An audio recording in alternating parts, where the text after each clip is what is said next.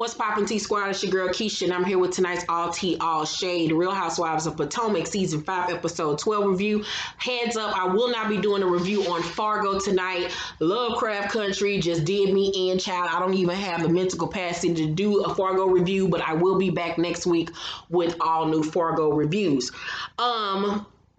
So on tonight's episode of Real Housewives of Potomac, it starts off with Wendy planning her daughter's sip and see.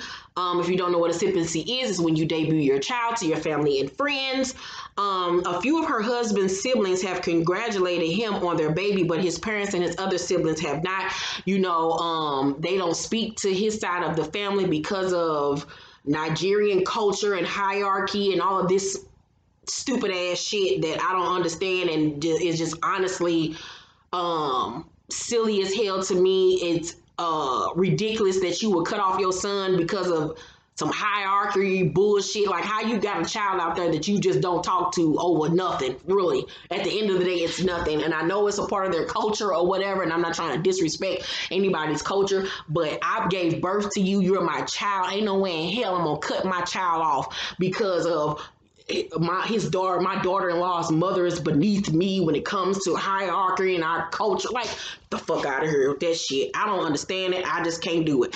So Ashley and Michael go to counseling, and she tells the therapist that they have dabbled in threesomes, but never were supposed to do it separately. She doesn't want to do threesomes anymore and fears that he may cheat again. And Michael brings up his dad and feeling isolated. Ashley is shocked by this because he's never brought this up before.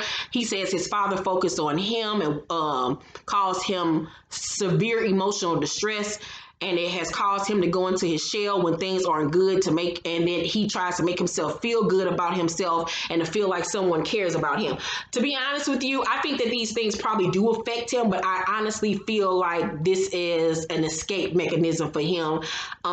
It's another thing to make her feel sorry for him. I just honestly believe that Michael is afraid to live his truth, that he's a gay man or that he's bisexual. I don't know if he fears his older children will look at him differently, his family, his co-workers or the people that work for him, but it's something in him just does not want to admit that man likes other men. Make sure you check out my behind the scenes TV video today. I showed footage that we have all been waiting on for the last 2 years of Michael indeed pinching one of the production's staff members' ass at a party. The man likes, like I said, to cheat. He like men. I feel like he like women. I just feel like he's not comfortable with living in his truth. And I feel like he was just trying to get her to feel sorry for him. That's how I honestly feel. So, Wendy says that she isn't inviting Monique because the ladies don't want to be around her. By ladies, you mean Candiace, Giselle, and Robert. I feel like that's some bullshit. I obviously picked sides. At that point, you had barely got to know Monique. I wouldn't have even put myself in a position just to be like, I'm not going to invite her. That fight had nothing to do with you. She hasn't done anything to you. So why would you then alienate her? I just think that is childish at this point. But Karen and Old Man River go for a walk, and she brings up their disconnection, and she admits that she's not the same woman he married, because she's a public figure now. She's a businesswoman. So she asks, is he intimidated by the woman that she's become? And he says that he doesn't feel like he's getting the attention he deserves and that she needs to learn how to balance it all. He asks, has the fame and fortune gone to her head? And Karen says, never will I forget who I am. I want my marriage, but you can't be stuck in your ways. And I don't think that fame and fortune, from what we've seen on television, which is not saying a lot, but I don't see where it has changed Karen. She doesn't have the big head to me. It all hasn't gone to her head. Say, for instance, like how fame and fortune and had gone to Luann from New York's head. I don't see that with Karen. I just honestly feel like Ray has lost interest in her. I don't even think it has anything to do with the show, her being a businesswoman. I just think that he's lost interest. He old and he has lost interest. I think that he likes somebody else at this point. I don't see their marriage lasting. I give it maybe a year or two and they're going to get a divorce. That's just how I see it, because Karen is still vibrant enough. She's an attractive woman. She can be with somebody that wants to be with her and doesn't have to question whether or not he still loves me after all these years. And after I done gave you motherfucking money to clear up your tax situation, bitch. Your ass loved me then. Was you unsure about loving me when you was asking me for my motherfucking money? Oh, Uncle Ben looking ass nigga. So, Candiace is on her way to do testimony for a prosecutor. She's on the phone with her mother. And she says that she was left with no choice but to press charges against Monique. You had plenty of choices. You did it because you wanted to, because you wanted to see her suffer and you wanted to hurt her. Just say that. Bitch, you had a choice though. So she tells her mom that she did nothing to warrant that kind of behavior once again. And I'm like, the delusions of grandeur that this young lady has, where she thinks that she played no part in that physical altercation. And I want to point out how some of you viewers are insane. And this is why I give out the warning, have your opinions, but don't come for mine, because this is my channel and you're here to hear my opinion. And it's just that, an opinion about a television show where women are paid to argue and fight with one another and make up to 6 figures a year off of said fighting over nonsense that a lot of you take to heart, like you talk to these women on the phone because you're psychopaths. So last week in my comment section, Brandon Burks, all these people, by the way, have been blocked because, you know, normally I don't even subject you all to this foolishness, but I just want y'all to see the shit that I have to delete and block. So Brandon Burks said, Candiace didn't do anything wrong. These mental gymnastics that my favorite vloggers are doing to excuse Monique is dizzying. I think the rumor about her paying bloggers and vloggers for favorable coverage is most definitely true. Once again, I wish Monique was paying me. Maybe that way I could have went and got my hair done this week. Like, I don't know Monique. Monique don't know me. I don't know why. I do know where you all are getting this. Monique is paying bloggers and vloggers. Yeah, I got it from Candiace because she said it on tonight's episode. But y'all are idiots to think that this woman is out here paying people to have an opinion on this fight. I get in Monique's ass like I get in everybody's ass on this goddamn show. But no, the bitch ain't paying me, because if she did, I would tell you. So somebody by the name of Z Juan F. Girl, I don't even know how, she don't even know how to spell her name, so you know she ain't got no sense. So she said Candiace was publicly humiliated and knew that millions of people would see it. Why wouldn't she be traumatized, embarrassed, or whatever else she is feeling? PTSD is real. It shouldn't be so easily dismissed. So one of the T-Squad members by the name of Bianca Calendar, shout out to you, says she was fine humiliating Monique though. Y'all don't think she has PTSD. Part of the reason why you don't play with people like that. So then the young lady came back with Bianca Calendar. Nobody said that Monique doesn't have PTSD. In fact, I didn't even mention her name because my comment was for Keisha and how dismissive she was to Candiace's mental state after being assaulted. Y'all act like this woman put a knife up to her throat, tried to kick her in the stomach while pregnant. Y'all act like y'all have never had a fight before. It was a fucking fight, bitch.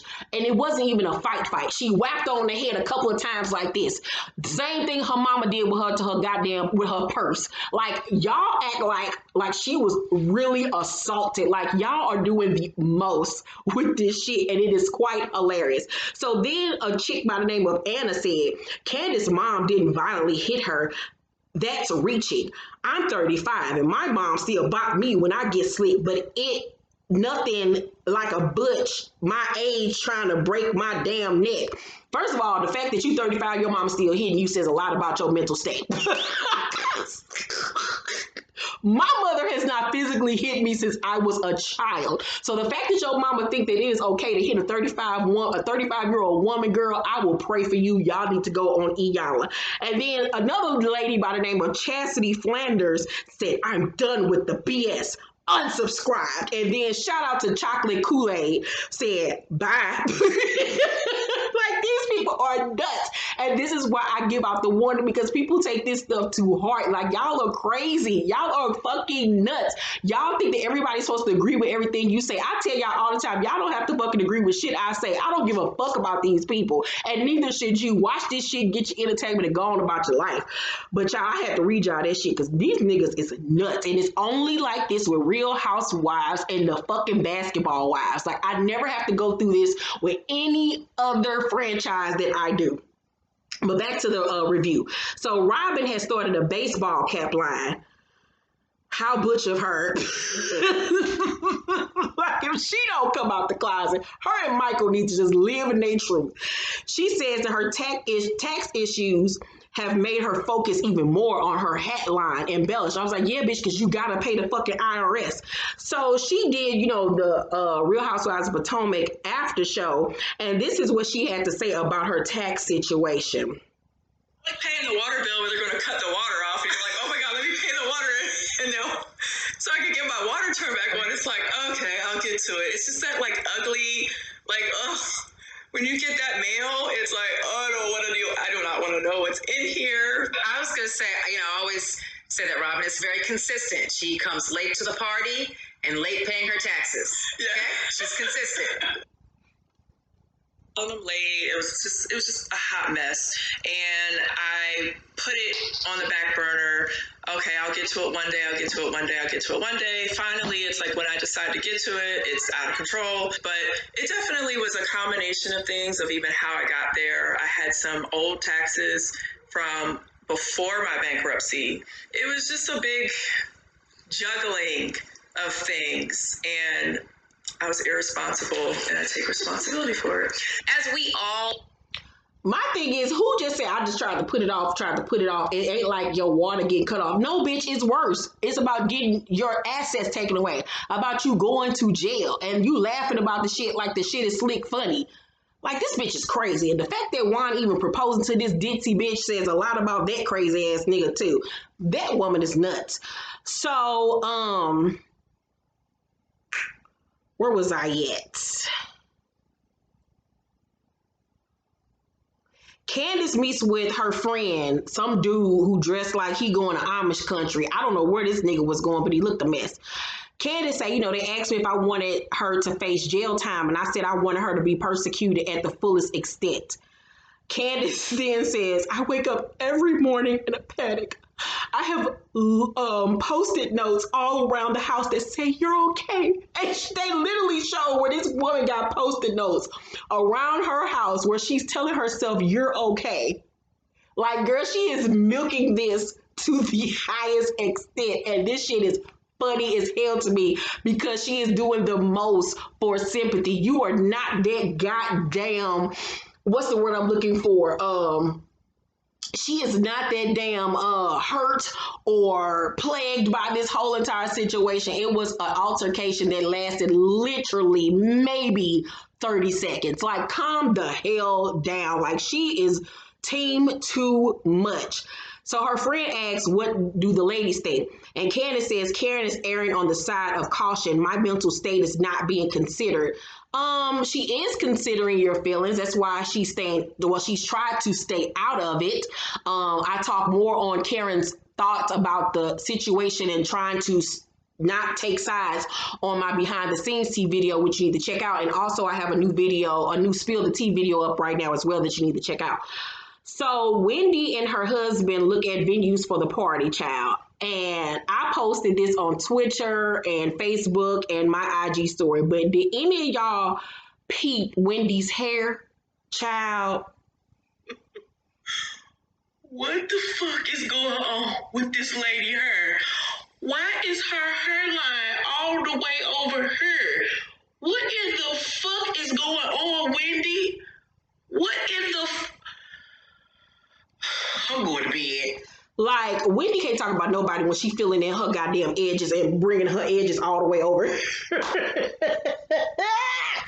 This country ass lady, child. This country lady. That took me the fuck out. So her husband tells her that their son asks why he hasn't met his grandfather ever before. So her husband, Eddie, decides to reach out to his family and invite them to the sip and see. And like I said once before, I just think that it's fucked up that any mother and father will denounce their son and not have anything to do with him over nothing. Like, that's just fucked up to me.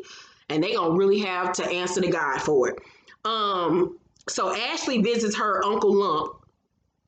You know, they call my mama Lump. My mama nickname is Lump. So her mom comes over looking like Captain Hook. Something going on with her mama eyes. She got on a patch. Like, that whole family is just weird. So she tells them about Michael's dad being a drunk and verbally attacking him when he was younger. And her Uncle Lump says, you're a mom now. The focus is not on him. It's on Dean. You're not able to entertain him anymore. And I was like, well, Dean ain't really too much concerned about what's going on either. Like, Dean is a grown-ass man. Dean is about to go off to college. You know, he had, got to get his dorm room together. He got to talk to the RA. Like, Dean ain't really focusing on the drama between his goddamn parents. He just waiting on his damn daddy to die so he can get this insurance money and go on about his young life. So, and I'm like, first of all, Michael bringing up all of this childhood trauma, like, nigga, you're 110 years old. Like, all of a sudden now you are so plagued by childhood dramas with your daddy and shit. Nigga, you damn near about to meet your daddy in his grave. Get over it, my G. Like I said, I really feel like he's just wanting sympathy from Ashley to excuse his shitty ass behavior. So Ashley says if he cheats again, she's going to leave. Uncle Lump says that he wants to see Michael. He tired of Michael trying to dodge the family. It was just a little weird to me, however, too, when Ashley popped a titty out to breastfeed her baby in front of her uncle. I know that's family, and I know we're supposed to normalize breastfeeding, but that shit is just weird to me, bro. So Robin arrives with the same dress that Erica, Jane, and Lisa Rinna had on this past season of Real Housewives of Beverly Hills. And for the first time this season, the bitch get her hair done. But this is how she decided to get it done, child, with these little pink strips of weave in it. Like, I don't know who do y'all hair up in Baltimore or wherever the hell y'all stay, DC, the Windy City, wherever the fuck. But goddamn, y'all can't do no hair up there, child. I ain't never coming there. So, where was I at? So, that dress must be on sale. That dress had to been on sale. If Robin ass could get her ass into it, that dress was on the clearance rack. So, on the way there, Wendy gets an alert about Monique being charged with assault and having to appear in court. Giselle arrived to the party looking like a hot air balloon. I don't know what the fuck she had on. She brings up the charges and then laughs about it. Karen becomes annoyed and was like, I'm about to go get me something to drink. Because, she don't want to sit there and watch these two cackling hens laugh about her homegirl. And I really love Karen, how she ride for Monique. And just as a grown woman and as a friend, I'm not going to sit up here and entertain these bitches talking about my friend. So Ashley come looking like she on a midnight train to Georgia. I don't know where in the fuck she was going. You can't tell me she wasn't signed to Motown. She should have took D.R. Warwick place on the verses between Patti LaBelle and Gladys Knight. I don't know where in the fuck this bitch was going with that horrible ass sequin dress on. Then Wendy mama come to the party casket ready with that chalky ass makeup that was 2 shades lighter than her neck and chest. Like, everybody at this party looked a mess except for Karen. And Wendy looked decent. Her hairline went over here today, which lets you know that it was drawn in. So Candiace and her mama and they hot ass weaves arrive. Wendy, shows off the baby to everybody. Giselle asks Candiace about the charges. Karen looks visibly uncomfortable because, Candiace is reveling in pressing charges against Monique. And you can tell that Karen felt some type of way about it. It said it was written all over her face. So Giselle was like, we don't want her to go to jail. And I was even shocked that Giselle and Robin both said that. So Candiace said, we don't. And her mama said, you all were there. It sounded like it was an assault. And Giselle said, oh, it was. And I love that Ashley stepped up and was like, I was in the bathroom, but I heard you guys yelling from the bathroom. You were in her face. Robin and Giselle say, but you weren't there. You weren't there. Bitch, she was in her face and Monique was in her face. Like, let's stop trying to act like Monique just jumped on this bitch and just all out attacked her out of nowhere. They both played a part in it. They both were fucking wrong. End of story. So, where was I at? Candiace then say, is she paying you too? And I was like, oh, so that's where this whole Monique is paying vloggers about to have, I guess, give her favorable reviews or whatever. I don't know, child. This shit is stupid. So Ashley say, you have been very aggressive towards me. And Candiace say she's clearly being paid. Ashley say, I'm already married to a millionaire. What do I need to be paid for? And I was like, bitch, you better read, because she over here married to the barbecue man. Candiace say, not for long. And I was like, see, Candiace, that's why you got popped in your goddamn head by your mama and Monique, because of your goddamn mouth. Like, she ain't learned shit. So, Eddie and Wendy talk about his family not arriving to the party, not showing up. Chris tells Candiace to stop. He was like, stop. I was like, somebody needs to get her ass to shut the fuck up. So Candiace say, you're only going on what your friend is telling you. I would be careful to finish someone you really don't know what they're about. Ashley says, I never thought it was okay that she attacked you physically. None of us think that it was okay that Monique attacked her, that she hit Monique. All of it was wrong. Both of them were wrong. Karen say, I told Monique to text you to apologize. And I felt like Karen was trying to get to the fact that Monique had decided to reach out to her to apologize, but that Candiace had already filed the charges, but Candiace kept talking over her. So Robin says, has your opinion of anyone changed, to Karen? And Karen was like, yes, they have. And I know she's talking about Candiace. Her opinions have changed of Candiace, because she sees how petty and ignorant and silly Candiace is. Robin in her confessional says she's putting Monique's feelings over Candiace. I don't think that. I just think she's seeing Candiace for her works at this point. So tonight, Monique tweeted, after I had the meeting with my pastor, I received this email. My attorney advised that I only speak to Candiace with him present. We asked several times for a mediation sit down, and she and her attorney refused. She didn't want to hear an apology. She wanted money. And so she attached the email from Candiace's lawyer, and in the email it states, hello, Miss Samuels. Our law firm represents Miss Candiace Dillard Bassett. We have been retained in connection with the assault and incident that occurred last week during filming. It is imperative that you or a representative give our office a call immediately. If we do not hear from you, we will proceed with civil action in court, as well as file a complaint. I can be reached at the number below or via cell. We reserve all rights of our client. Best regards, Jay Walker. And Monique points out, number one, civil action equals $. Number two, file a complaint. So it seems to me that she did want some money, because the bitch ain't got none, because her mom over to take care of her and the barbecue man. I'm like, child, like I said, Candiace was milking this for all that she can get. We all know that the charges was thrown out on both of their behalves. Neither one of them got any justice or anything like that. It's all silly.